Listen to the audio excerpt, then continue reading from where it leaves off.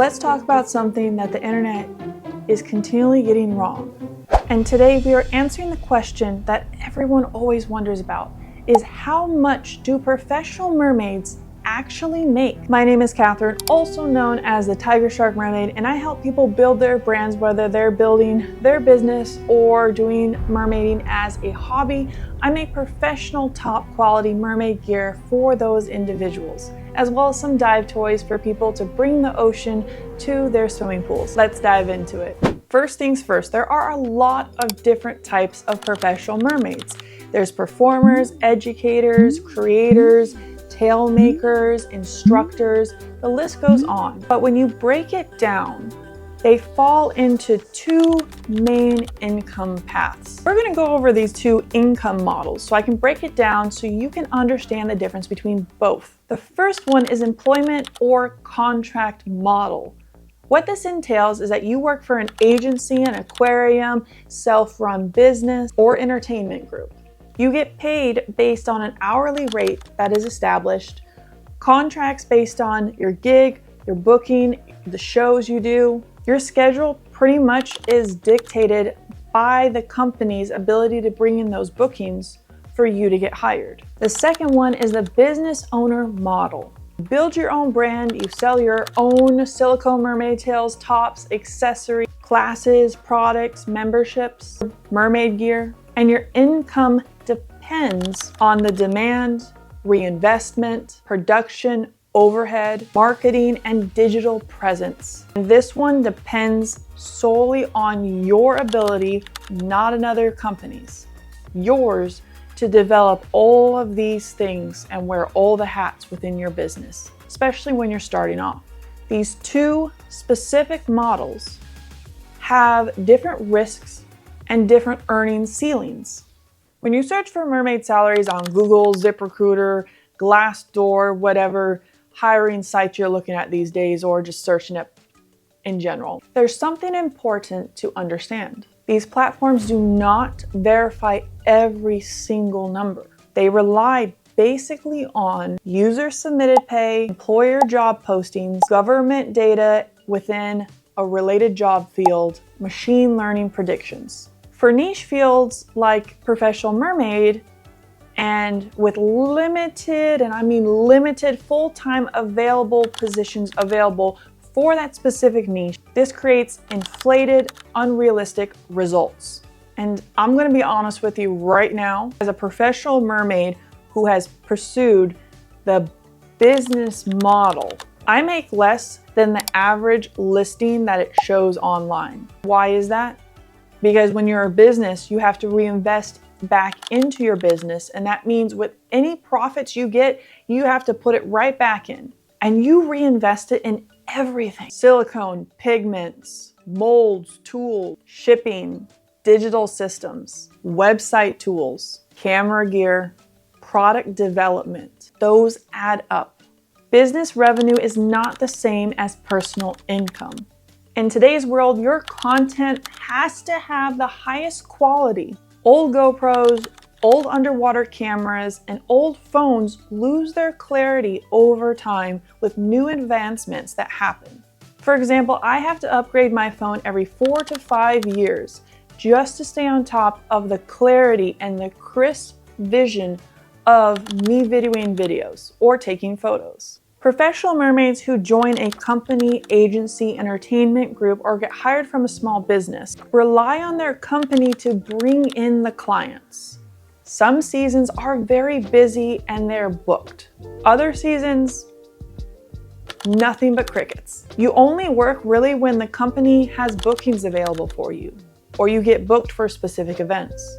One of the very few opportunities that professional mermaids have of getting a job, an hourly salary, is at Weeki Wachee Springs. Now, when I did my research, I did not see Weeki Wachee directly listing their actual hourly pay. I did also check their Facebook, and the only thing that they post is a picture of that they're offering auditions at this time for these roles, and you can email this individual. But here's what I can confirm. The last public posting for Weeki Wachee's salary that I was able to find was for a post that was from 2023, stating that they offer $15 an hour. And because I don't just check one thing, I looked at also multiple other sources also stating that it was $15 an hour. And I'm seeing the same rate today. So it's safe to say that the pay is roughly around $15 an hour. And honestly, you make more as a Weeki Wachee mermaid than as an entry-level dolphin trainer. Both are in Florida. I can confirm that from experience because that was one of the career paths that I pursued, was being a dolphin trainer. And in comparison, I made less than a Weeki Wachee mermaid. So we're gonna break it down even further. I hope you love math.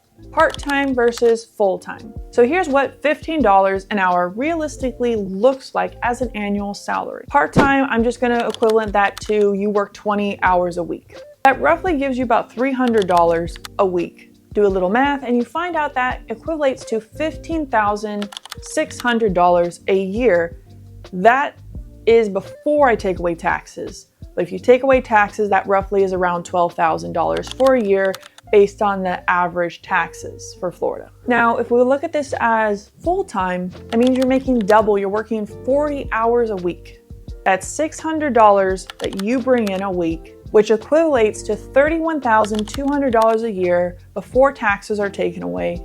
And if we take away taxes, that roughly is around $25,000 a year once taxes are taken around, and I took the average about how the tax rates are for Florida. And that's assuming consistent hours, not cut schedules due to weather or off seasons. It consistently runs throughout the whole year, and you're given, whether you're part-time 20 hours a week or 40 hours a week, consistently. Now I decided to take a step further because I love doing my research. I want to make sure that I give you guys all the information you need to know that I have found through research.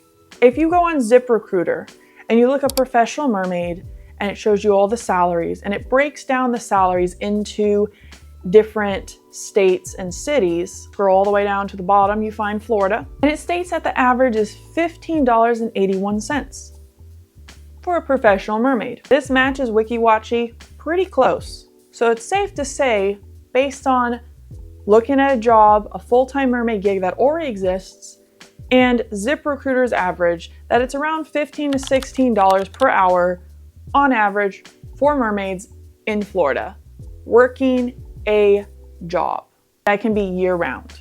But when you scroll through ZipRecruiter and you actually look at all the other listings, you'll notice something very important. ZipRecruiter is not just using data from specific states in the US. They are mixing data from everywhere, including Canadian provinces, and combining it all into one chart. So the average you're seeing isn't based on this specific location or the US in general. They're blending mixes from multiple locations, which naturally can skew numbers when you're actually trying to find a specific salary for your location, state, or country.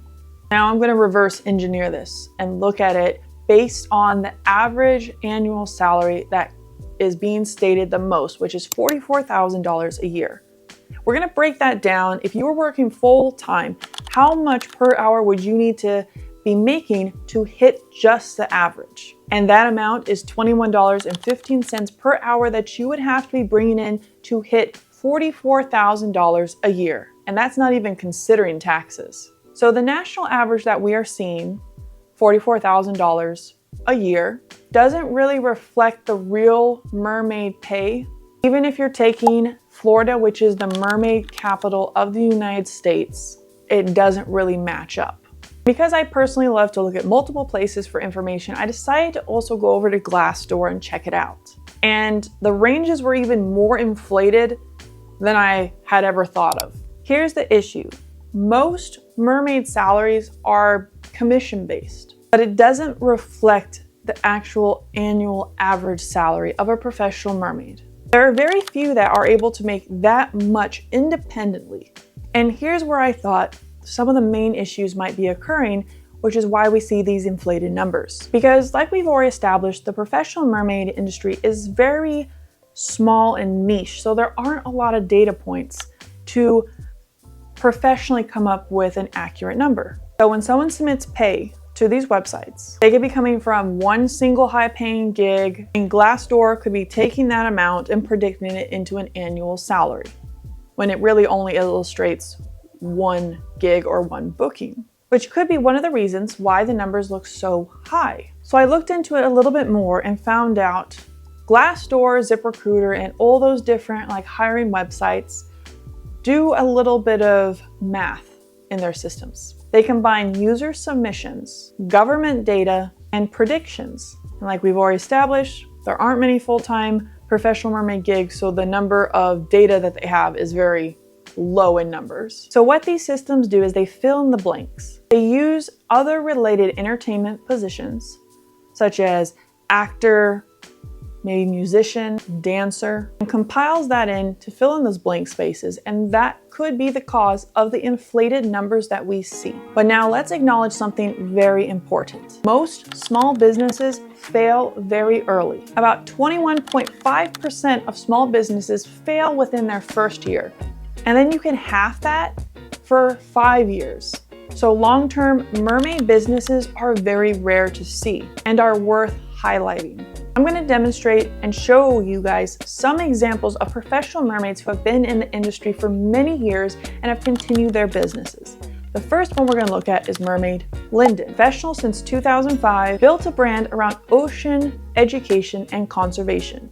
Partnered with Body Glove to create one-of-a-kind monofins that scaled her reach beyond her physical time. Because you physically can only be in one place at a time, so you only are able to do so many gigs yourself. So by expanding her empire and making a product that can be easily used by a large range of people, when I mean audience, kids, adults, teens, can enjoy this hobby, and it enhances her brand. Last case study we're going to look at is the Mertailor.